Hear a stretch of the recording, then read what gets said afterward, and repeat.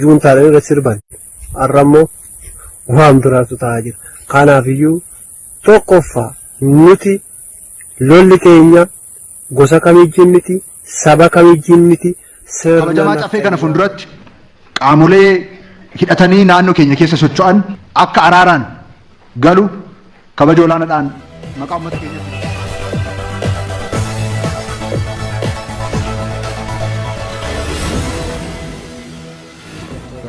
BBS oduu torbee kanaa qabadhee dhiyaadheetiin jira. Oduu torbee wajjin an Munawwar Ahmadi. Yaa'ii caffee Oromiyaa irratti qaamoleen hidhatanii Oromiyaa keessa socho'aniif yaamichi kan taasifame torbee kana keessa ture. Pirezidaantiin mootummaa naannoo Oromiyaa Obbo Shimallis Abdiisaa qaamoleen hidhatanii jiran karaa nagaatti akka deebi'an yaa'ii idilee caffee Oromiyaa Jummata kaleessaa irratti waamicha taasisee jira. Waggaa dabree keessa pirezidaantii Shimallis dhimma nageenya Oromiyaa ilaalchisee yaa'ii caffee Oromiyaa irratti dubbii dubbataniin nageenya Oromiyaa mirkaneessuuf ji'a tokko qofti akka isa barbaachisu dubbatee ture. Yaa'ii caffee Oromiyaa guyyaa kaleessaa irratti Obbo Shimallis rakkoo nageenya naannoo Oromiyaa mudate gaaga'amni guddaan ga'uu amananii kanaaf qaamoleen hidhatanii bosona jiran addatti kan abaa'oo shanii jan yaamaniif yaamicha taasisaniiti jiran.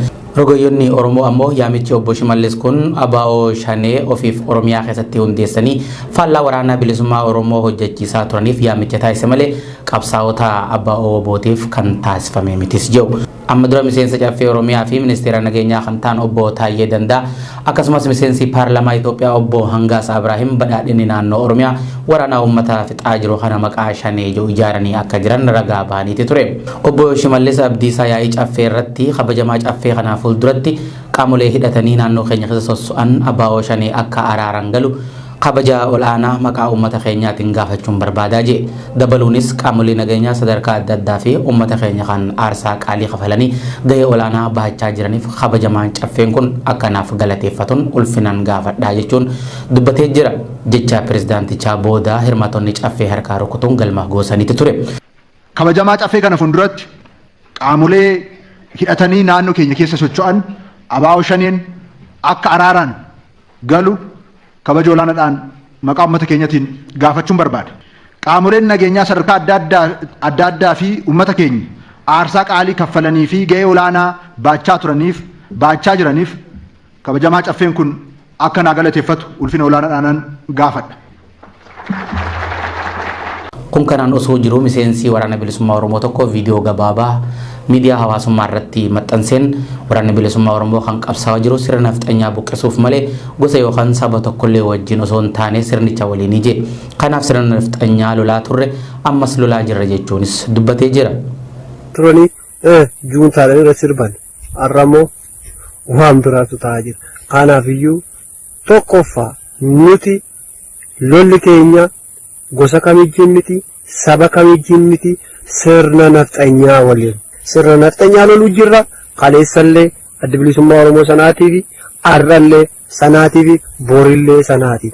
Sanarratti walii galamee namni kamiyyuu sana kan inni beekuu qabu jechuudha. Namni kamiyyuu maal beekuu qaba? Sanarratti walii galeeti sanarra dhaabbateeti. Lolanni lolatu milkiin fiduu danda'u. Waldhibdeen mana amantaa kiristaanaa ortodoksii tawaahidoo Itoophiyaa keessatti dhalatee ture mariin furamuun kan ibsame torbee kana keessa ture. Abbootiin amantaa gareen lamaanii tokkummaa cimsuu fi tajaajila mana kiristaanaa jajjabeessuu irratti wal ta'uun waliigaluu ibsa waliigaltee baasaniin ifoomsaniiti jiran. Miidiyaaleen mootummaa akka gabaasanitti rakkoo caasaa fi afaan ofiin tajaajilamuu jiru kaasuun sinadoosii Oromiyaa fi sabaa fi sab-lammoota torbaanota duraa hundeeffamuu hordofee dhibdeen mana kiristaanatii keessatti dhalatee ture jaarsummaan furamee jira. Gareen abbootii amantaa lameen muummicha ministeeraa Abiyyi Ahmedii fi jaarsolii biyyaa waliin mari'achuun waliigalteerra gahus ifoomsaniiti jiran.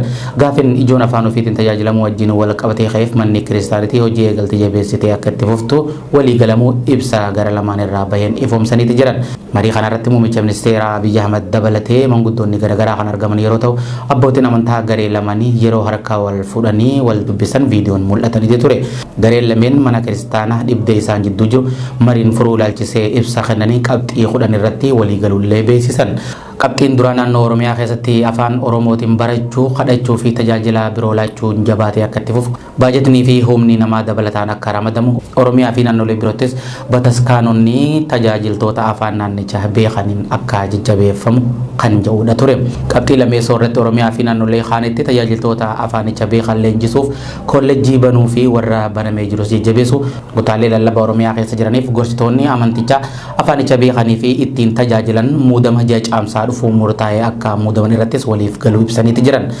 Liqana Paappaasonni sadan Abuna Suwaariyoos, Abuna Awuxaaxiyoos fi Abuna Zeenaa Maarqos kutaalee lallabaa isaanii duraanitti deebanii akka tajaajilanii fi muudamni lubummaa isaanii akka deebi'uu fi kanneen biroo irrattis waliif galaniiti jiran. Paappaasonni kutaalee lallabaa Oromiyaa sadii Abuna Suwaariyoos, Abuna Awuxaaxiyoos fi Abuna Zeenaa Maarqos hundeeffamuu sinadoosii haaraa ibsu hordofeeti manni kiristaanittii keessatti muudamni kan dhalatee ture.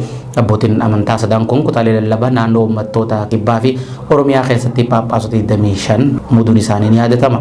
Manni amantaa Ortodoksii Oromiyaa fi sabaaf sablammoota ibsa guyyaa kaleessaa kennaniin dhibdeen mana amantichaa mariin furamuun qabxiilee irratti waliif galame kan jajjabeessan ta'ullee ifoomsan. Kanuma wal qabatee BBC'n barsiisaa Daaqoon Daani'el Caalaa kan garee sinadoosii Oromiyaa fi sabaaf sablammoota irraa ta'an dubbisuun akka gabaasetti marii waliigaltee taasifamee erga ibsi kenname qabxiiwwan irra deebilaallee irratti walii hin galle akka jiran hubannee jirra irrattis mari'ataa turre jee. Qabxiileen irratti walii hin galle keessaa tokko waa'ee abbootii amantaa haaraa muudama ilaalchiseeti. Muudamni abbootii amantaa haaraa muudamanii murtee kan argatu yaa'ii waliigala qulqulluu sinadoosii caamsaa keessa gaggeeffamu irratti jamuu himan. Akkaataa heera mana amantaa kiristaanatti muudamni si'a lama hin kennamu kun dhimma iccitii lubummaa waan ta'eef irra deebiin muuduun heera mana amantichaa diigus taajame. Irratti mari'annee waliigallee jirra. Abbootii kanneen irra deebiin muuduu osoo hin taane yaa'ii dhufu irratti muudama isaanii raggaasisuu qofa ta'uu akka qabu waltaanii jirras jedha Daaqoon Daani'el Caalaa. Obbo Hayila Mikaa'el ibsa kennan keessatti qabxiilee falmisiisaa kana fudhannee jirra jedhaniin muudama Phaaphaasota ilaalchise seerri qaannoonaa cabee waan hin jirreef adeemsa amma booda deemu seera faallessa yoo ta'e raawwii isaa hordofnaa jee. Inni biroo biyyoota lallabaa naannoo Oromiyaa irratti argaman afaan Oromootiin abbootii tajaajiluu danda'an episkooposonni caamsaa dhufu kanatti akka muudaman jedhamee kan tumame guutumaan guututti gaaffii qabsoo keenyaa waan ta'eef fudhannee jira. Nus kan jechaa turre muudamni abbootii kanaan akka dhaabbannee fi abbootiin dabalataa akka muudamanii siinodoosii keessatti sagaleen keenya walgituu danda'u kan jechaa turre gaaffii kana kan deebisu waan ta'eef fudhannee jira. Waliigalteen abbaa qabxii kudhanii garee lamaan irratti waliigalan irrattis garuu abbootiin amantaa sinadoosichaa muudama bakka isaanii duraanitti deebanii filannoo caamsaa irratti ulaagaa yoo guutan muudamuu malas jame. Koreen araara kana raawwachiisuu dhimmi kun sirriidha jee fudhatee deemee jira kan jedhan barsiisaa Daani'el abboota mariisanii deebii kan nuuf kennan taasise. Haaluma kanaan manni amantaa Ortodoksii Oromiyaa fi sabaaf sablammoota hojii eegalee cimsee akka itti fufullee ifoomsaniiti jiran. Gama biraatiin manni amantaa Ortodoksii Tigraay ibsa guyyaa kaleessaa baasaniin mana amantaa Ortodoksii Itoophiyaa waliin hariiroo tokkos akka hin qabne murteessuu ibsa isaan baasaniin ifoomsaniiti jiran. Dhiyeenya kana manni amantaa Ortodoksii Itoophiyaa Finfinneetti argamu xalayaa Ortodoksii Tigraayiif ergeen yeroo isaaniif mijatetti marii taasisuuf qophii ta'uu ibsee turuun isaanii yaadatama. Godina Arsii aanaa Jajuu keessatti sababa waraana bilisummaa Oromoo waliin hidhata qabdan joon daraan ulfaatan humnoota mootummaatiin raawwatamaa jiru viidiyoon kan mul'ate torbee kana keessa ture. Godina Arsii aanaa Jajuu magaalaa Alaagaa Dureettii fi gandoota baadiyyaa biroo keessatti daraan humnoota mootummaatiin hammaateetti dhufuu OMN jiraattota waabeffachuun gabaasee jira. Keessumaa gandoota Alaagaa Doree fi magaalaa Alaagaa Dureettii keessatti sababa malee jumlaan namoota hidhuun kan hammaate yeroo ta'u dhuma ji'a muddee 2022tti waraana bilisummaa Oromoo fi humnoota mootummaa jidduutti lolli naannoo kanatti erga gaggeeffameen booda ta'utu gabaafame.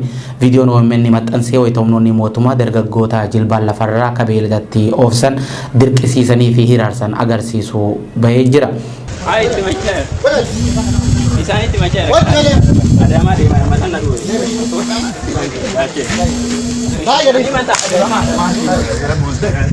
Buufata poolisii magaalaa Alaagaa Dureettii keessatti dargaggoonni hedduun jumlaan hidhamanii kan jiran yeroo ta'u dararaa hamaatu dargaggoota kanneen irratti raawwatamaa jira jedhame.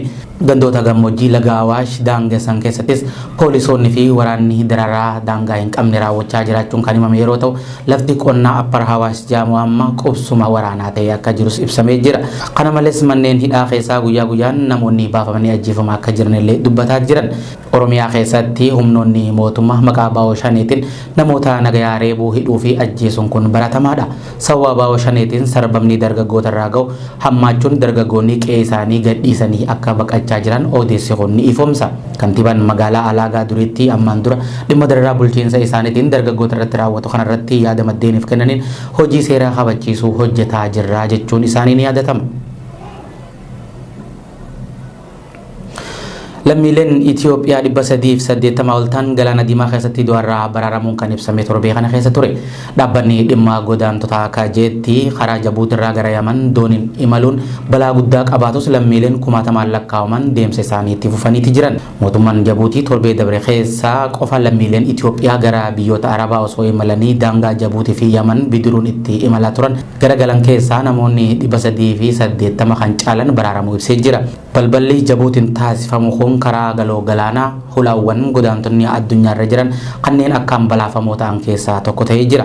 Jaarmaa dhimma baqattoota idil addunyaa IOM'tti daayireektara kan ta'an Antonio Vitorino haalli naannawaa san jiru baay'ee yaaddessaadha jedhe. Dabaluunis yeroo ammaa lakkoofsi namoota karaa Yaman qaxxaamuruun gara Suudi Arabiyaa imalanii dabaluun kan weerara kooroonaa vaayirasii durarraa akka malee hammaachuullee ibsee jira. Namoonni biyyoota baha Afrikaa irra jireessan Itoophiyaa irraa ta'an garas godaanan rakkoo dachaaf saaxilamuu kan himan Antonio Vitorino garas imaluufis ni dararamu ofirra deebi'uufis akkasuma jedhe. Bara dheengaddaa qofa namoonni 150 caalantu gara Yaman cehee jira. Qondaalli kun namoonni kunneen wayitaa Yaman gaanitti biyya Yaman akka isaan yaadan waan hin taaneef achirraa immoo ofirra deebi'uufis dararaa guddaa arganis jedhe. Kana malees ragaa amma qabnuun lammiileen Afrikaa 16 qofaatu gara biyyoota Awurooppaa godaanu dhibbentan 70 ol ammoo biyyootuma Afrikaa keessatti godaanu. Kanaaf haalli lammiilee ardii Afrikaa bilisaan keessa socho'uu danda'an mijachuu qabas jedhe. Sochiin daldalaas walabaan ta'uu qaba kan jedhe qondaalli dhaabbatichaa kun biyyoonni Afrikaa akkaataa fedhii humna namaa gabaa isaanii irratti hundaa'uun waraqaa eenyummaa godaantota biyyoota Afrikaa kanaaf mijeessu akka qabullee gaafate. Godaantota balaaf lubbuu isaanii saaxilanii galaanaa fi gammoojjii keessa imaluun gara biyyoota godaanan lakkoofsa isaanii hir'isuuf yoo barbaadame seenan namoota godaansa irratti miidhamanii qofa barsiisuun gaadhaas jedha qondaalli kun. Isaan kanaa jaan malee lammiileen Afrikaa gara biyyoota Arabaa imalan osuma rakkoon jiraachuu beekanii itti deemuu itti fufanii jiran. Inumaa kanneen dararaa arganii erga biyya isaaniitti galanii booda deebi'anii rakkoo wal fakkaataa seenan illeen baay'een ni mul'atu.